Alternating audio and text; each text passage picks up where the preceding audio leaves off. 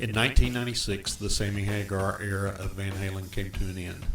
Their last song together would be Humans Being from the 1996 Twister soundtrack. A very brief reunion with David Lee Roth would occur that spawned two new songs with Roth. Can't Buy This Stuff Anymore and Me Wise Magic from Van Halen's 1996 Best of Volume 1. After Roth was dismissed again, Van Halen continued auditions, Mitch Malloy being one of them, and Extreme vocalist Gary Cherone being the other.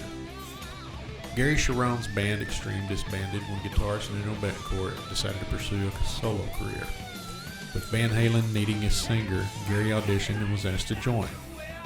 There's your setup to what would be the very worst mistake not only Van Halen would make, but Gary Cherone as well.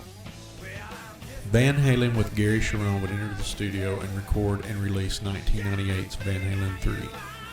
I'll start with the fact that there really is no comparing this album to all of the other Van Halen albums. Unlike all of the other Van Halen albums, this one doesn't have a solid, stable identity. The album is literally all over the place.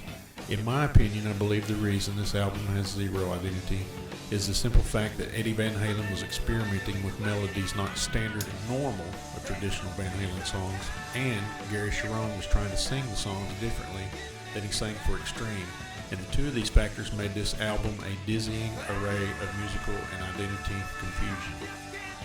Don't get me wrong, there are a few decent songs that gave the album some small hope, but in the end it just didn't deliver. Even Van Halen with Hagar's worst album, which I believe is OU812 and Balance, are better than Van Halen 3.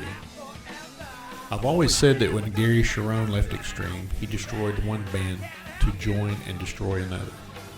This is a fine example of how when a band replaces a singer and it just doesn't fit, and how they should have changed the name of the band instead of keeping the band name. Other examples of this are Motley Crue, Quiet Riot, and Warrant, to name just a few. When Vince Neil left Motley Crue and they hired John Corabi, they lost their identity, but their album with Corabi was a good, solid record. Same thing with Quiet Riot when they fired Kevin DuBrow and hired ex-Rough Cut singer Paul Shortino. QR album with Shortino is a good, solid record. Both of these bands should have released their albums with new singers under a different name, and they could have succeeded far better than what they did. For Van Halen 3, I really don't think it would have mattered. There's nothing that ties all the songs together on the record, and no synergy amongst the members. It's no wonder that it was a one and done with Gary Cherone. I can almost bet that the producers asked Gary to try his hardest to sound somewhat like Sammy, and that is one of the key factors in the failure of this album. Van Halen were able to redeem themselves in 2004 with 3 new songs featuring Return of Sammy Hagar on their compilation album Best of Both Worlds, and later in 2012 with the return to David Lee Roth on their album A Different Kind of Truth. Luckily, because of these factors, Van Halen 3 is really nothing more than a bad memory for fans of not only Van Halen, but for music lovers as a whole. Van Halen 3 is worth giving it a listen, that way you can hear for yourself and make your own opinion.